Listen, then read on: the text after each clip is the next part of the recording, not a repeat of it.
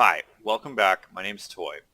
I've tried recording this video now probably 7 times, and I kind of just came to the conclusion that this needs to be a series and there's no other way to do it.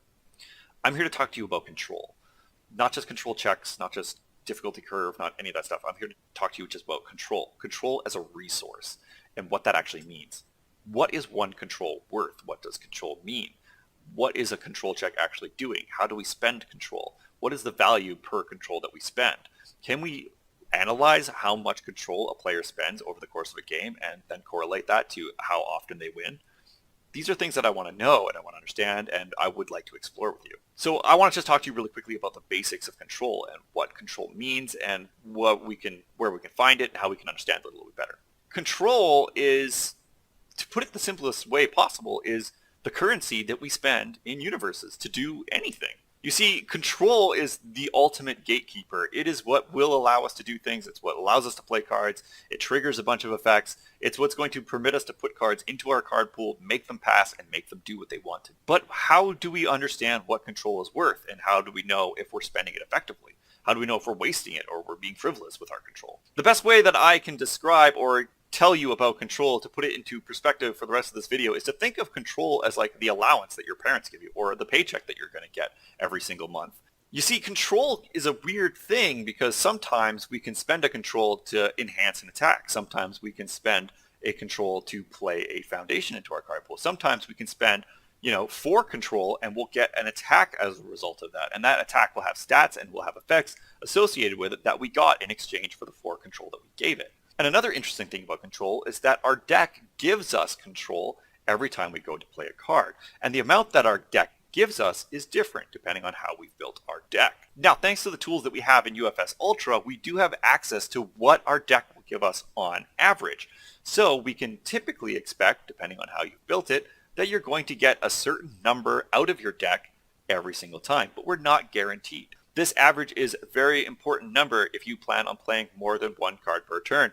Yes, as you play 1 card per turn, you will get the typical 5 checks or 3 checks or whatever you put in your deck. However, if you're playing 4 or 5 cards over the course of a turn, you can use your average control to figure out how many resources you're going to need to commit or budget for a given turn. So what you see in front of you is a build curve. It's nothing really fancy. We're playing Shrieking Tremor on a 5, Fusion Bane on a 6, we're playing Servitude on a 4, and another Servitude on a 5. If my deck's average control check is 4.4, I can use that information to give me a rough idea of how many foundations or how much control, extra control, I'm going to need to give in order to make sure that this passes. So all you have to do is compare what the cost of the card is versus the average control your deck is going to give you and what result that is going to spit out at the bottom. So I'm going to be on average 0.6 short of playing this Tremor, 1.6 short of playing the Fusion Bane. I'm going to have 0.4 surplus in playing Servitude, and then I'm going to have 0.6 playing this Servitude. So I'm going to owe an extra 1, and if I add all these numbers together, it gives me a 2.4. Now this 2.4 is kind of deceiving because it doesn't quite work that way. Now, the reason being is that a control check is an all or nothing commitment, whereas control that we provide from our staging area is an incremental thing. We can add 1 at a time. Also, obviously, decimals don't exist in universes at this point, and heaven forbid if they ever get introduced, it doesn't give a perfectly accurate representation. The truth is that the 0.4 here is actually just going to be wasted, and this 2.4 is actually going to be a 2.8. So if I'm going to play this attack string, I can assume that I'm going to have to commit usually 3 foundations in order to pass this string. Now again, this kind of depends on if I'm running 3s or if I'm running 4s or 2s or what it is. It doesn't really matter. You will on average have to commit 3 foundations to play this specific attack string. And you can figure out your strings anytime you want using this information. It's not a guaranteed method. It is just a method that will give you a rough idea on what you're going to play and how much resources you're going to have to commit.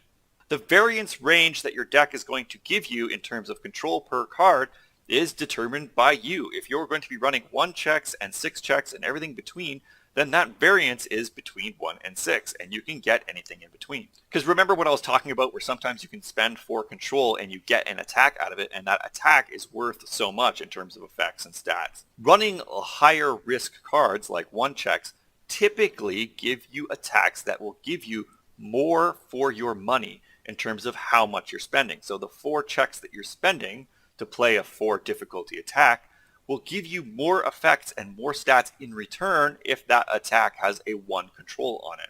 So you are running that risk in exchange for the control that you spend on average being worth more in the output. Now I know that's kind of a weird thing to understand, but let's just look at it another way.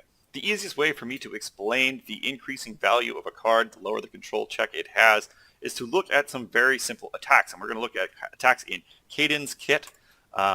Cayden is an old Red Horizon character. His cards are coming back out in a starter deck that's going to be available on drive-thru cards. But we're going to look at his attack called Shrieking Tremor. It is a 5 difficulty attack. It has a 0+ high block. It's got 6 mid, 4 damage, 3 control check, right? And there's no abilities on it, so we can look at it in a vacuum.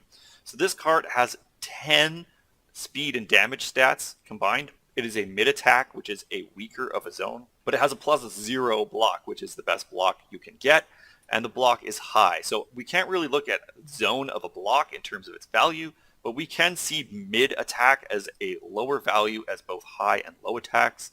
And then it has 10 combined speed and damage value. Okay, and we're paying 5 difficulties. We're paying 5 control to be able to play this attack. So then if we jump over and we look at Fusion Bane, which is also a 5 difficulty attack with no abilities attached to it, it has different stats, just purely based on the fact that it has a 2 control check. So in exchange for running a higher risk control check, now when we pay 5 control, we are getting a 5 speed high attack. So a high attack is better value than a mid attack, and we're getting 7 damage, and it has a +0 mid block. So again, we can't really determine whether one block zone is better than the other, but typically people like having mid blocks because they can be used on anything. So if anything, mid would be better than high and low. Overall, we're getting more stat value out of this card purely from the fact that it has a higher risk control check to it. So when you think about the difference of running 4 Fusion Bane versus running 4 Shrieking Tremor, you're only lowering the average control in your deck by a tiny little bit. But then on the exchange of that, we're only increasing the value per control spent also a little bit.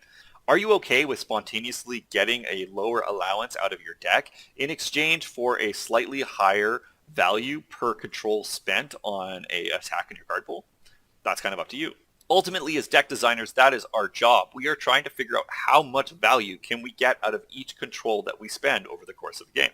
I know this probably gave more questions than answers, but that's all I really have for now. We're going to continue to talk about this and discuss it, and we'll just keep spewing out more parts to the series as we analyze and dissect what control means in universes. So hopefully this was at least a little bit helpful and gave some kind of understanding or insight into how control is in your deck and what kind of budgeting tools you have available to you. So until next time, this was Toy. Bye.